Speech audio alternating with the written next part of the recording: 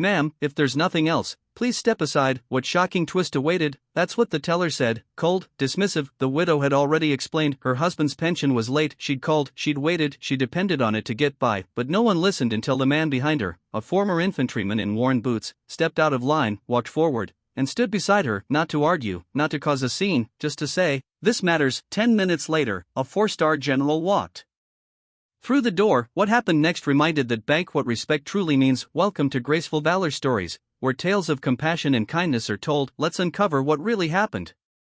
Most Tuesdays in Rockbridge, Virginia looked the same from where I sat up on the second floor of First Dominion Bank behind tempered glass and a locked office door. I had the view no one wanted, but everyone needed. Every camera feed, every transaction ID, every minor problem before it became a complaint. I wasn't the kind of manager people noticed. I wasn't supposed to be. My job was to keep things moving, keep the line flowing, keep the system fed. And that morning, the system was hungry. The line snaked past the stanchions in the lobby. People shuffled, impatient and tired, shifting their weight from one leg to the other. A glitch in the regional server meant all federal payments were lagging by at least 72 hours. Veterans benefits, retirement deposits, disability assistance. No one had warned us. We just came in, turned on the monitors, and watched the fire start with the first, "Where's my check?"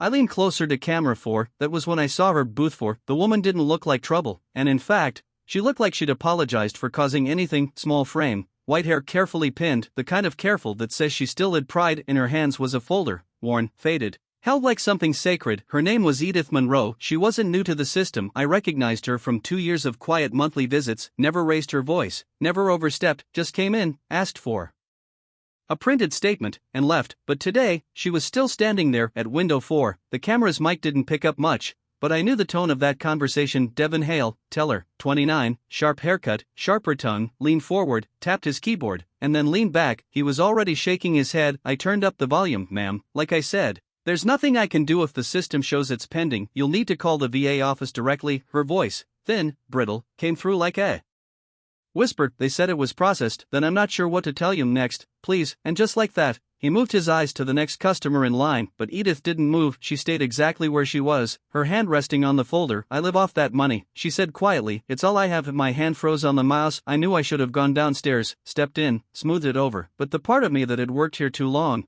the part that knew we were understaffed and overbooked, that part told me, wait. The lobby felt frozen on screen. Then someone stepped out of the line. A man, younger, late 30s, maybe early 40s, tall, solid frame, but with the kind of posture you don't fake. His name was Caleb Weston. I'd seen him once or twice, came in sporadically, usually deposited personal checks, never needed a lot, never said much. But that morning, he moved, not toward the exit, not to complain. He walked right up beside Edith Monroe. He didn't touch her, didn't raise his voice, he just stood there. "Excuse me," he said to Devin, "but maybe you should take another look at her case." Devin's expression didn't change. "Sir, I'll ask you to return to the line. This doesn't concern you, it concerns all of us," Caleb replied, calm, measured. A few people in line shifted, the kind of shift you see before a crowd turns. Some were annoyed, others curious. Edith looked up at him. I could see it in her eyes, even through grainy feeds. She wasn't used to someone standing with her, not like that. "My name's Edith Monroe," she said, voice shaking. "My husband was Colonel Vernon Monroe, Marine Corps. He passed last year. His pension has never been late." I knew that name. Everyone in this town did. A Colonel Monroe had a flag-draped funeral that shut down half the city. The mayor spoke, so did a congressman, and now his widow was being dismissed like a nuisance. Still,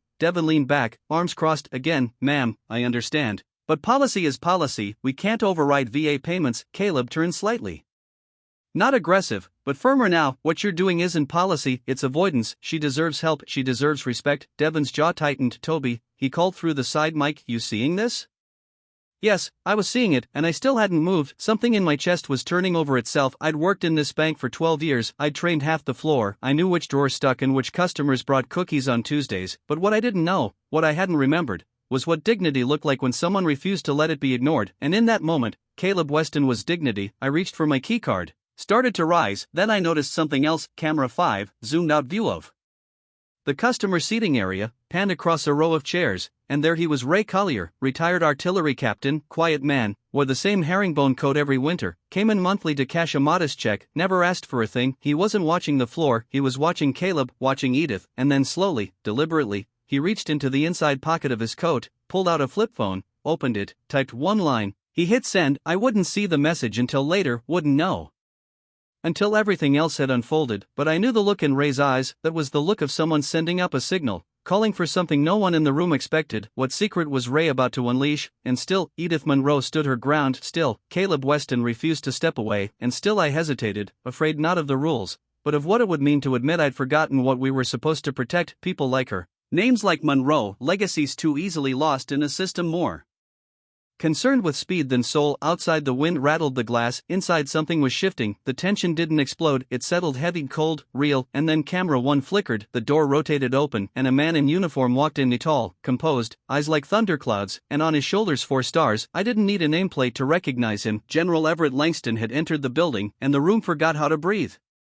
There's a kind of stillness that doesn't feel peaceful, it feels tight, pulled like a wire about to snap. That's what the lobby of First Dominion felt like at 9:42 a.m. Devon Hale had crossed his arms and turned his body slightly away from the counter, defensive posture. Caleb Weston hadn't moved, still standing quietly beside Mrs. Edith Monroe, like a sentry who decided he wasn't leaving unless ordered. And me? I was still in my office watching, thinking too much, acting too little. Sir, Devon said again, louder this time, I'm asking you one last time to step away from the counter. Caleb didn't blink. And I'm asking you one last time to look again, not at the screen, at her. He didn't raise his voice, didn't make a scene that made it worse. Devon tapped his headset and whispered something I couldn't catch, probably to Cheryl in security. The camera pan left briefly as a ripple of movement passed through the line. Customers were shifting now, phones lowered, faces alert. I could feel it happening. The moment when discomfort crosses into confrontation. My fingers hovered over the intercom switch. Just go down there, Toby, say something, de-escalate, that's your job. But I didn't move, because part of me, ashamedly, honestly, wanted it to pass. I wanted Caleb to nod politely, step back in line, let Edith be someone else's problem, because if this became something real, it would reflect on all of us. Then Caleb took a step forward, still calm, still respectful, but now his voice carried, you don't know who she is, do you? He said. Devon didn't answer. She's not just a number on a screen, she's the wife of Colonel Vernon Monroe, 3rd Marine Division, served 29 years, 2 deployments to Iraq, 1 to Kosovo. He was buried last winter in Section 60 at Arlington with full honors. His voice tightened slightly, and now his widow is standing here being asked to call a number. She's already called 4 times this week just to get the money that's owed to her. The room was utterly silent then. Devon turned, voice sharper. Now, this isn't a memorial service, it's a bank. We don't handle federal disbursements directly. I'm following protocol. Protocol without compassion isn't policy, Caleb replied. I felt it then, not just tension, conviction, something stirring in the bones of the room. Devon tapped his headset again, security to window 4, and that's when the camera caught him, just for a second. Ray Collier sitting alone like he always did in the chairs by the magazine rack. Rockbridge Gazette folded neatly across his lap, a cane resting against his leg, a knit scarf tucked into his coat like he still believed in tidy things. Ray didn't move much, but his eyes, those sharp steel-cold eyes, had been watching the entire time. I saw him shift slightly, saw the moment he reached into his inner coat pocket and pulled out the old flip phone. He didn't look rushed, didn't even look angry, he just looked sure. The camera didn't catch what he typed, but later I found out. He sent one line, she's here. They're mistreating Vernon's widow. Window 4, RC, sent to a contact saved in his phone as Jen M. 10 minutes passed. Devon looked over his shoulder. The lobby security guard Trevor was walking slowly toward the counter, unsure of whether this was a code red or just another Wednesday. Customers watched, some folded their arms, one elderly man removed his hat. I stood, I was done watching. But I never made it down the stairs because the door turned, and in walked the storm. He didn't need a raised voice, didn't need a badge, didn't need an introduction. 4 silver stars sat crisp on each shoulder of a tailored dress uniform. His name wasn't spoken, but it rolled through the air like thunder. General Everett Langston. Every set of eyes turned, even Devon froze mid-sentence. The general scanned the room, not hurried, not confused, focused. When his eyes found Edith, something in his expression softened like a weight had landed squarely where it belonged. He stepped forward, not toward the teller, not toward the guard, toward her. Edith, he said, voice low, steady, and reverent. I came as soon as I heard. She blinked, startled. General Langston, I didn't know. You should never have had to go through this, he said gently. Not alone. He turned to Devon. What happened here? Devon opened his mouth, closed it. I watched from halfway down the stairs, unable to blink. Then Caleb spoke. She was told her husband's pension was delayed, that she'd need to contact the VA herself, even though she already had to twice. The general's eyes narrowed slightly. Is that accurate? He asked. Devon cleared his throat. That's the procedure we follow when the system flags a delay. Langston cut him off. Calm, precise procedure is not a shield for indifference. He turned to Edith. I'll handle it from here. Then he turned again, this time addressing the room, not with a speech, not with shouting, just a sentence. This country owes you more than silence. The words felt like a stone in still water. No one moved, no one could, because deep down we all knew he wasn't just talking to her, he was talking to us, to everyone who ever looked away, stayed seated, stayed quiet. He looked around one final time, his gaze passed over Caleb. Held there a second longer, there was respect in that glance, soldier to soldier, no words needed, and then he nodded once, the quiet kind of salute you give, not with your hand, but with your eyes, and the bank, for the first time in a long time, remembered what respect looked like. There are moments when a room forgets how to breathe. This was one of them. General Everett Langston stood at the center of the First Dominion Bank lobby, not as a man demanding authority, but as someone who carried it the way others carried a coat, worn, weighty, and never needing explanation. He hadn't raised his voice, but the effect was louder than any shout. Edith Monroe stood beside him now, her shoulders still trembling. Under that oversized cardigan, Caleb Weston stood a pace behind her.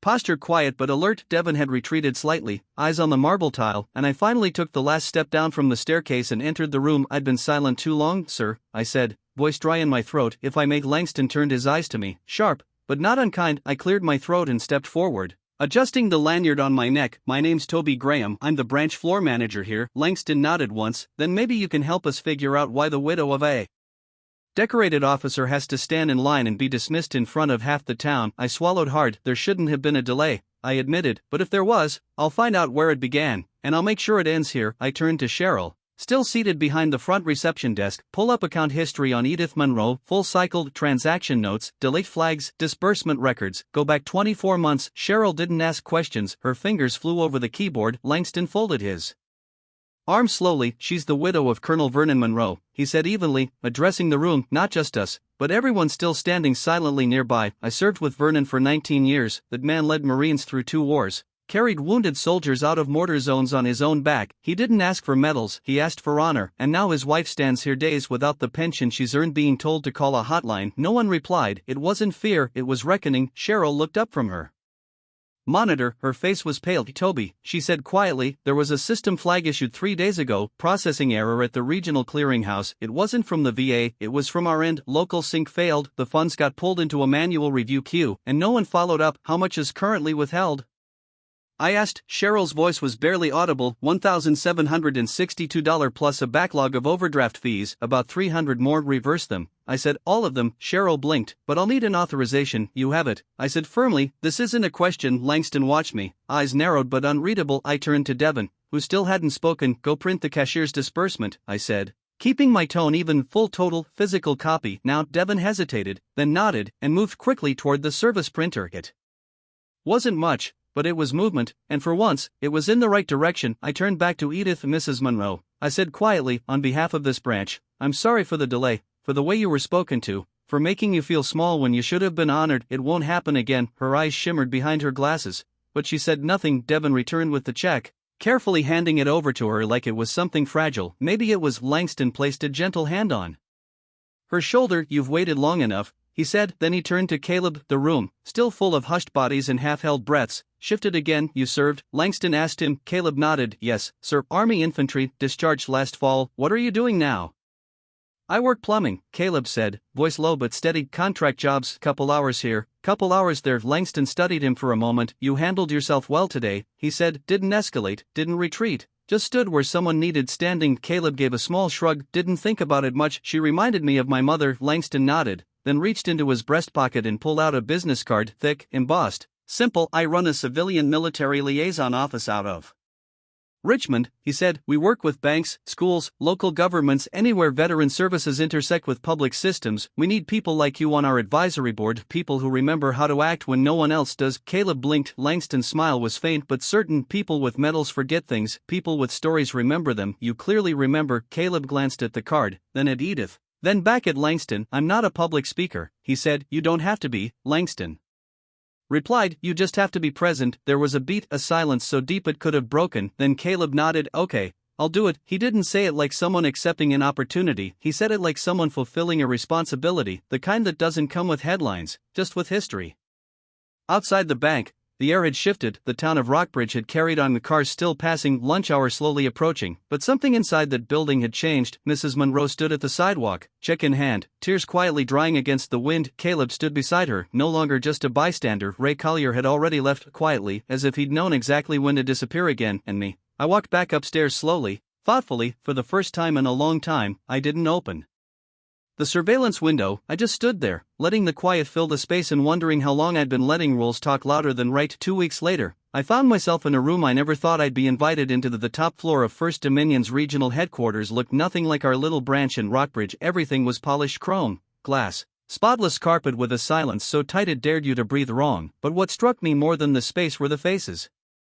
Inside it, veterans, widows, bank executives, policy leads, and at the center of it all, two people from a moment we all still carried in our bones. Mrs. Edith Monroe wearing a navy coat with a silver pin on her lapel, an eagle perched over crossed swords. It had belonged to her husband, and seated beside her, shoulders squared beneath a borrowed blazer, was Caleb Weston. Same posture, same quiet presence, but there was something different now, a calm confidence like a man who knew exactly why he was in the room. I sat a few rows behind them, not to speak, just to listen. General Langston opened the meeting with the kind of presence that doesn't come from rank alone. He told the story, not the dramatic version, not the version that newspapers would crave, just the truth. A woman who waited in silence, a room that almost let her stay invisible, and a veteran who wouldn't let that happen. Then Langston paused, turned toward Caleb, and said, "Mr. Weston, would you speak?"